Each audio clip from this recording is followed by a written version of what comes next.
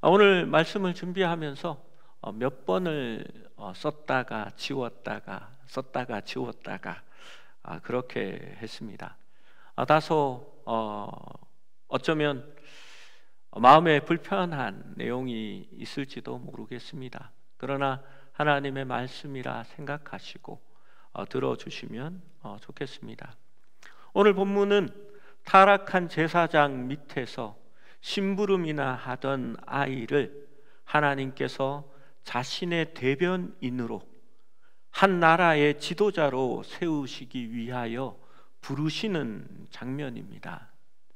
여러분, 사무엘은 흔한 A 지파에 하나님께 맡겨진 그냥 심부름하는 아이에 불과했습니다.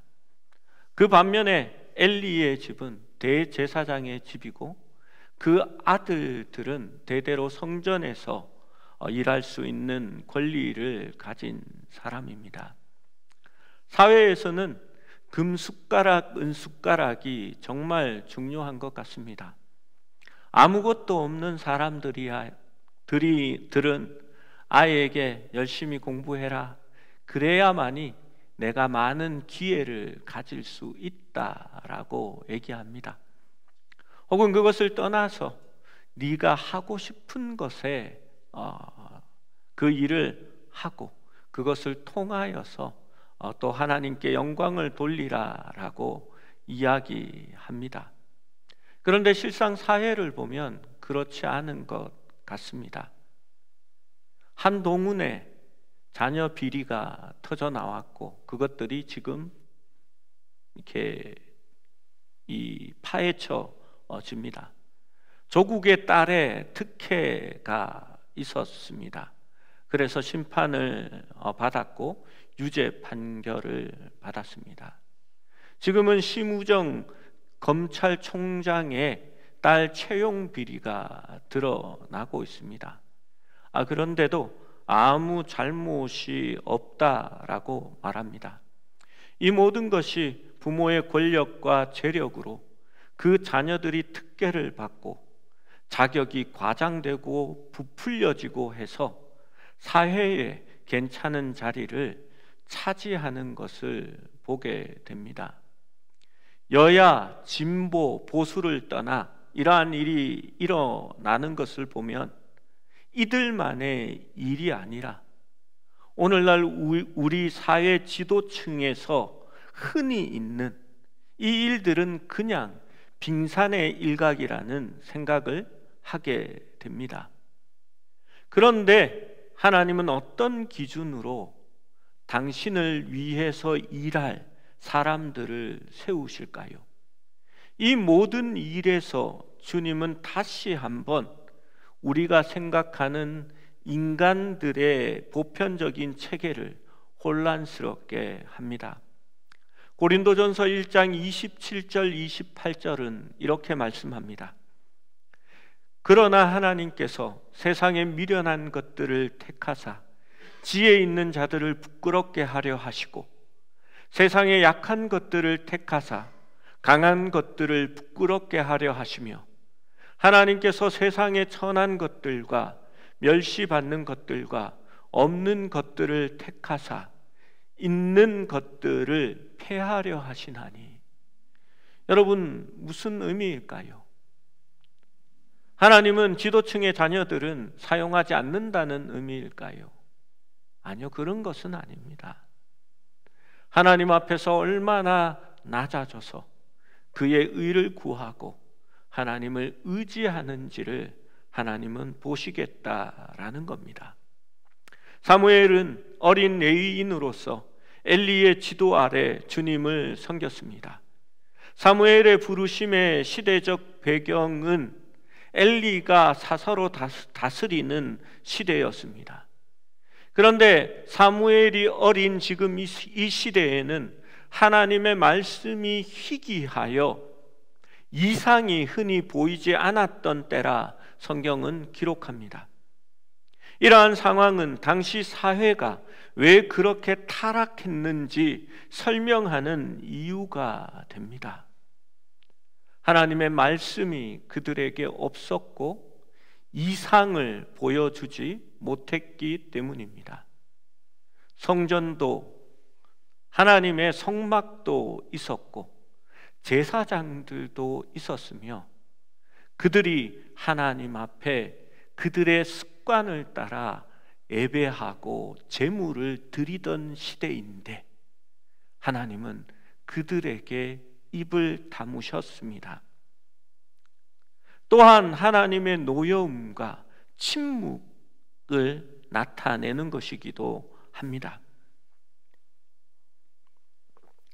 엘리가 영적 지도자로서 그 사명을 다하지 못할 때 그는 늙어 눈이 잘 보이지 않고 백성을 바로 섬기지 못하자 여호와를 알지도 못하는 불량자인 자기 아들들에게 그 직임을 위임합니다. 그런데 그들은 하나님의 제사를 멸시하고 제물을 발로 밟고 성전에서 봉사하는 여인들을 간통하는 등 뻔뻔한 행동을 일삼는데도 불구하고 엘리는 이것을 알고도 근절시키지 않았습니다. 이렇게 하나님의 말씀을 멸시하는 자들에게 하나님의 말씀이 들려질 리가 없었을 것입니다. 하나님이 세운 자가 말씀을 거역하고 있으니 어떻게 말씀의 기근과 기갈의 시대가 오지 않겠습니까? 여러분, 홍수가 나면 도처에 물바다고 물천지인데 마실 물은 사라져 버리게 되는 것입니다. 여기에 제공된 배경 세부 사항은 이어지는 사건과 관련된 상징으로 가득 차 있습니다. 2절에는 엘리의 눈이 점점 어두워 가서 잘 보지 못하는 그때에 라고 기록합니다. 저는 이것이 육신의 눈뿐만이 아니라 영적 통찰력도 함께 의미하는 것이라 생각되어집니다. 실로의 어둠 속에서도 여전히 타오르고 있던 하나님의 등불에 대한 언급은 시간적 배경일 뿐만 아니라 사무엘이 영적으로 어두운 시대에 그 하나님의 임재의 중심지에 있었다라는 것을 나타내는 것이기도 합니다. 출애굽기 27장 21절 말씀에는 이 일과 관련된 직무에 대하여 말씀합니다. 아론과 그의 아들들로 해막 안 증거궤 앞 휘장 밖에서 저녁부터 아침까지 항상 여호와 앞에 그 등불을 보살피게 하라. 이는 이스라엘 자손이 대대로 지킬 규례이니라 라고 말씀했습니다. 여러분, 하나님 앞에 그 등불을 보살피는 것은 아론과 그들의 아들들이 해야 할 일이었습니다.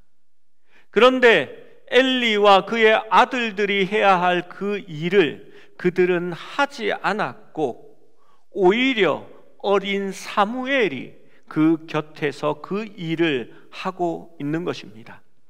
하나님의 궤가 있는 주님의 성전에 누워 있는 사무엘은 공간적뿐만 아니라 영적으로 사무엘이 어디에 위치하고 있는지를 알려줍니다. 그는 모든 이스라엘 사람 중에서 주님의 임재의 상징이었던 그 횃불에 가장 가까이 있는 사람이었습니다. 하나님은 누군가를 부르고 사용하실 때 그의 말씀에, 그의 임재에 가장 가까운 자들에게 말씀하시고 그 말씀은 그들로 하여금 열매를 맺게 하시는 것입니다. 사무엘이 하나님의 등불을 지키는 그 말씀의 의무를 다하고 있을 때 주님은 사무엘을 부르셨습니다. 하나님께서는 어느 시대나 하나님을 위하여 일할 사람을 찾으시고 부르십니다.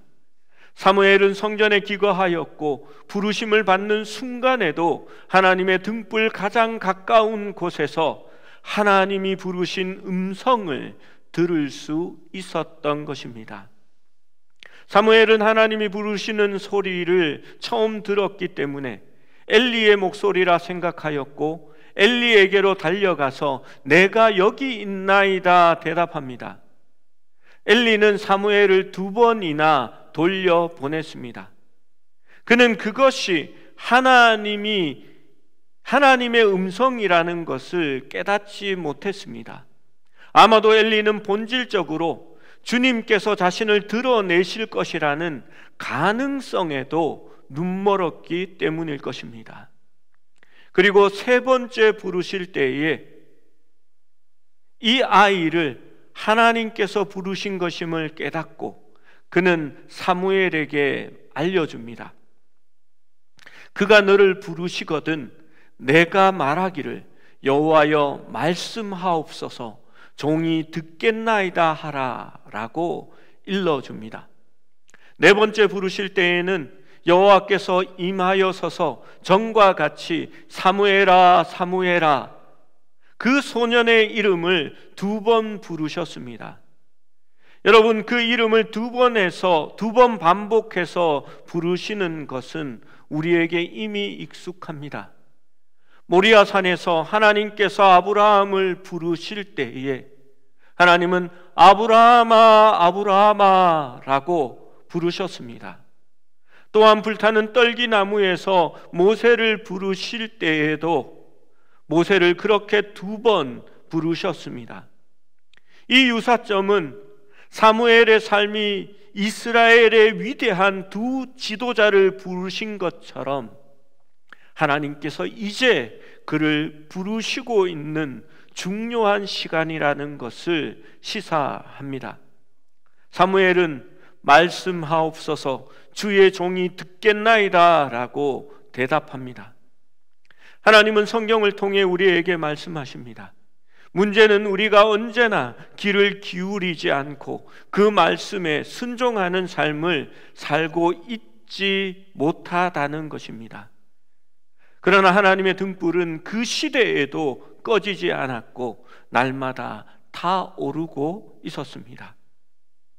화단에 아름다운 꽃이 피었다고 해서 누구나 그 꽃의 아름다움을 다 누리는 것은 아닙니다. 샘이 가까이 있다고 해서 모든 사람이 그 샘의 목이 시원한 것이 아닙니다. 아무리 하단에 아름다운 꽃이 피었다 할지라도 눈이 보이지 않는 사람들은, 그리고 꽃에 대하여 무관심한 사람들은 그 꽃의 아름다움을 느끼지 못할 것입니다. 샘의 물을 길어 마시는 사람만이 갈증을 해소할 수 있을 것입니다.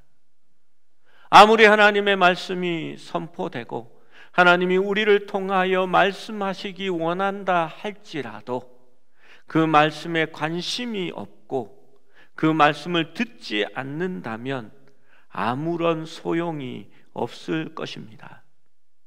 이 당시 이스라엘을 생각해 보십시오. 외형적으로 보면 성막도 있고 제사장도 있고 제사도 시간마다 드려지고 있는 것이 분명하지만 그 당시 사회가 이 사사시대의 말 극도로 혼란한 시대로 나아가고 있었습니다. 겉으로 보기에는 모든 것이 갖추어져 있고 그럴듯하지만 비 없는 구름처럼 영적으로 심히 가물고 목마른 시대로 여호와의 말씀이 희귀하여 더 이상 이상이 흔하지 않았던 시대였다라고 하나님은 이 시대를 평가하고 있는 것입니다. 엘리의 아들들이요 제사장이라는 사람들도 여호와의 제사를 멸시하였습니다. 그뿐만이 아니라 이들은 자신의 사명을 망각하고 성전에서 자신의 이익을 위하여 하나님의 것을 강탈했으며 심지어는 성적인 범죄도 온 백성이 알 수 있을 정도로 드러내놓고 범죄하고 말았습니다. 우리가 살아가는 현실을 한번 직시해 보지 않겠습니까? 교회도 많고 목사도 많고 외치는 자도 많고 설교도 많은데 어쩐 일인지 사람들은 갈수록 영적으로 무기력해지고 하나님에 대한 갈급함들이 사라지고 있습니다. 물질적인 풍요 속에서 영적인 빈곤은 날마다 더해지고 있는 상황입니다. 목사라고 하는 사람들이 앞장은 자기가 섰고 자기가 한국 교회의 지도자고 하나님의 대언자라고 하면서 사람들을 선동하고 하나님의 말씀을 전한다고 하면서 욕설을 하고 하나님을 경홀히 여기며 데모인지 집회인지 시위인지를 구분하지 못하고 그것을 예배라고 칭하는 것을 보게 됩니다. 하나님의 말씀이 아닌 인간의 선동질을 하고 하나님께 드리는 헌금을 자신들이 받아 챙기는 영적 어두움에 이미 이 사회가 처해져 있습니다. 그러나 아무도 그것에 대하여 비판하거나 잘못이라는 것을 말하지 않는 것 같습니다. 이미 크고 작은 교회들이 자녀에게 교회를 세습합니다. 문제가 없다라고 말하지 마십시오. 여러분, 문제가 없다면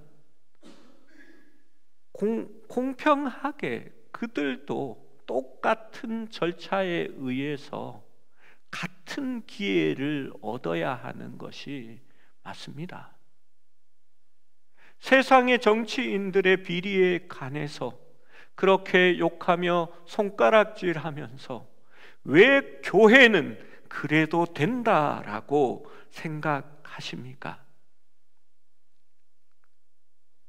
제가 잘 아는 어떤 교회는 교회에 들어가는 입구와 또 산에 나 있는 공터를 교회 주차장으로 사용하기 위하여 거기에 시멘트 포장을 했습니다. 그런데 그 길은 자기 교회 땅이 아니라 군사용 도로로 쓰는 국유지였습니다. 그리고 아주 긴 길을 시멘트 포장을 했습니다. 여러분, 내 땅이 아니면 적어도 물어보고 포장해야 되는 것 아닙니까? 군사용 훈련 도로이기 때문에 나라에서 그것을 적발하고 교회에 원상복귀 명령을 내렸습니다. 교회는 원상복귀할 수밖에 없었습니다. 그것이 옳다고 저는 생각합니다.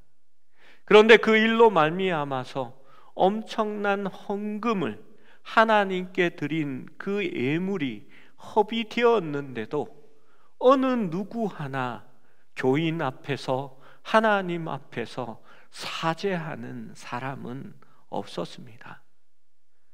우리 교단의 대표적인 어떤 교회는 나라 땅을 시 땅을 유용하여 그 땅 지하에 예배당을 짓고 항소하여 대법원까지 가서 패소했지만 이행 강제금을 계속 내면서 버티고 있습니다.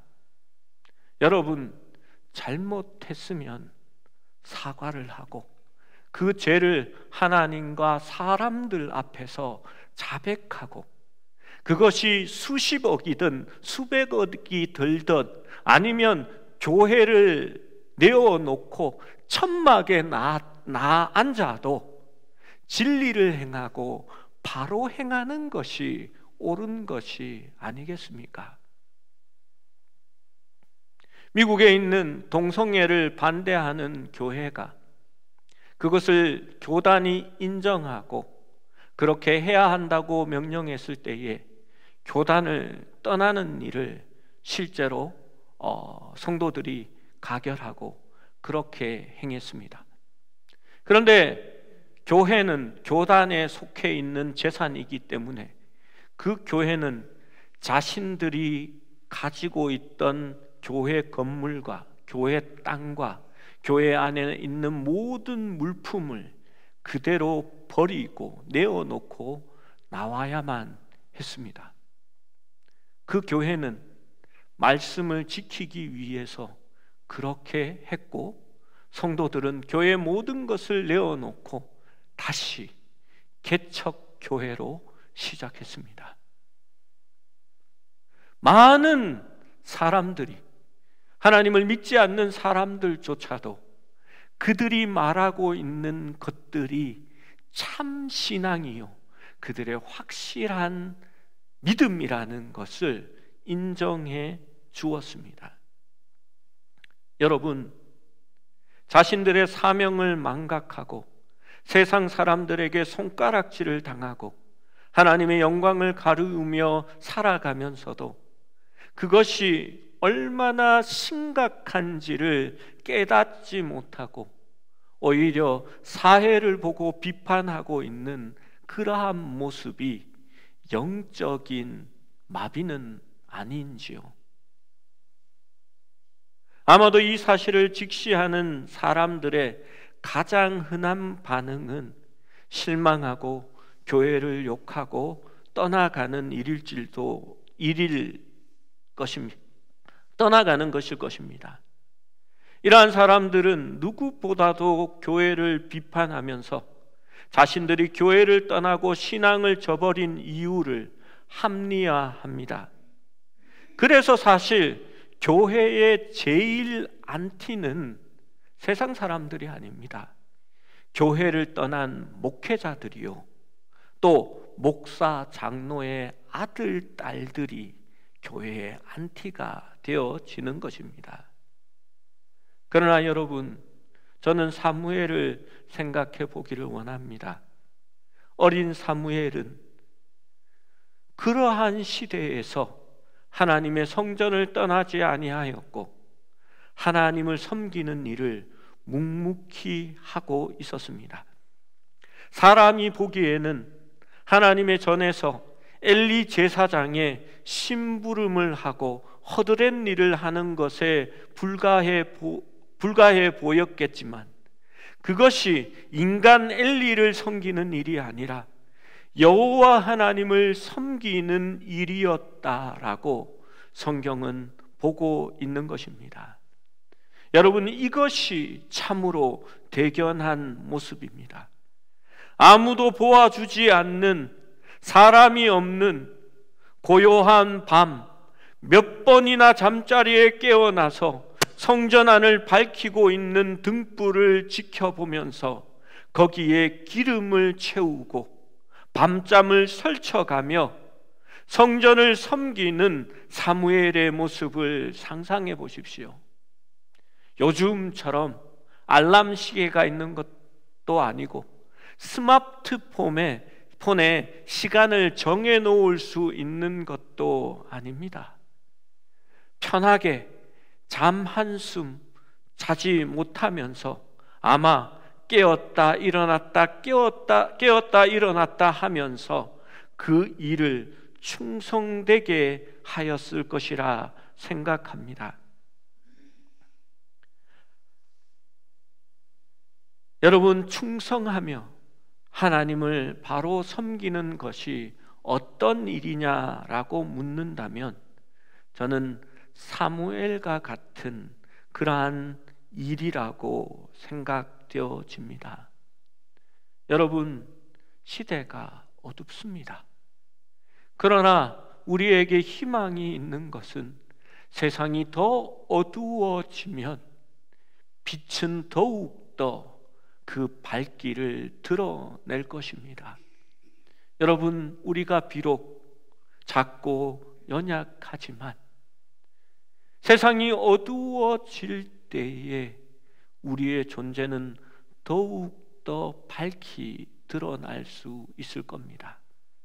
놀라운 일을 해서가 아닙니다. 주님의 전에서 맡은 바 작은 일들을 세상이 어떠하든지 간에 하고 있기 때문에 가능한 것입니다.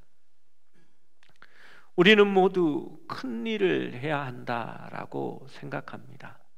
그런데 그렇지 않습니다. 예전에 교회에 홈스쿨링을 하는 아이들을 데리고 이렇게 별자리 보기 위해서 아이들을 데려갔던 적이 있습니다.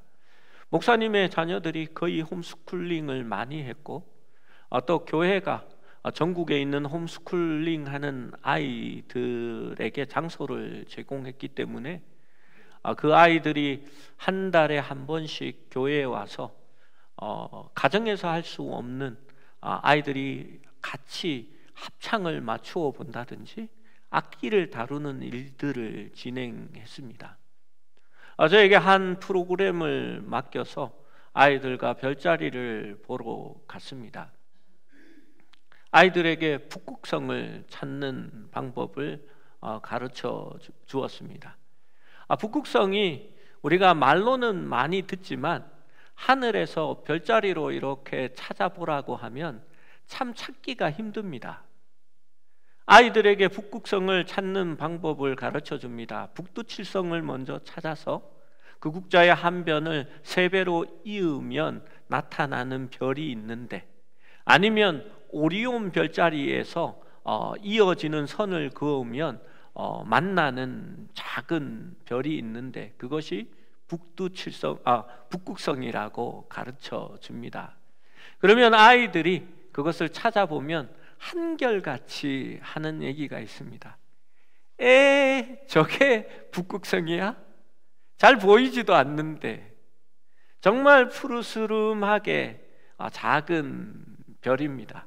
시력이 나쁜 사람은 실제로 잘 보이지도 않습니다. 아이들에게 덧붙여 말해줍니다. 그런데 왜 사람들이 북극성을 찾으려고 할까? 왜 우리가 지금 이 시간에 더 빛나고 찬란한 다른 별들도 많고 떨어지는 혜성과 유성도 있는데 보잘것없는 저 별을 찾으려고 할까? 아이들에게 물어줍니다. 아이들도 이유를 압니다. 북극성은 자리를 바꾸지 않습니다. 그러기에 찬란하게 빛나지 않아도 사람들에게 우리가 서 있는 위치가 어느 곳인지, 우리가 어디를 향하여 나아가야 하는 것인지 그 이정표를 비춰주기 때문입니다. 여러분, 그리스도인은 바로 그 북극성과 같은 존재라고 생각합니다. 사무엘은 대단하지 않았습니다. 어릴 때부터 성막에 받쳐져서 심부름이나 하고 남들이 하기 싫은 거칠은 일, 힘든 일들을 잠도 제대로 자지 못하고 하는 소년에 불과했습니다. 그러나 하나님은 그 사무엘을 북극성과 같은 존재로 삼으시고 그를 거기에서 부르시는 것을 볼 수가 있습니다. 여러분, 우리가 찬란히 빛나지 않아도 됩니다. 밤하늘을 가르는 혜성이 될 필요도 없습니다. 달과 같이 늘 저렇게 떠 있어야 하는 것도 아닙니다. 그러나 하나님의 가장 가까운 자리에서 그의 말씀을 듣고 또 하나님이 말씀하실 때에 종이 여기 있나이다 말씀하옵소서라고 할 수 있는 존재가 된다면 하나님께서도 우리를 부르시고 그의 일을 위하여 우리를 사용해 주실 것이라고 저는 믿습니다. 여러분, 세상이 말하는 큰 교회, 부흥하는 교회, 잘되는 교회, 재정이 넉넉한 교회를 우리는 목적으로 삼지 않습니다. 우리의 목표는 한 번도 변하지 않았던 우리 안에 그리스도의 형상을 이루는 것입니다. 사랑하는 여러분, 교회가 비난을 받든 세상이 어두워지든 상관없이 주님의 임재 가운데 늘 가까이에서 묵묵히 작은 일에 충성하는 우리 모두 상일로 교회가 될 수 있기를 주님의 이름으로 축원합니다.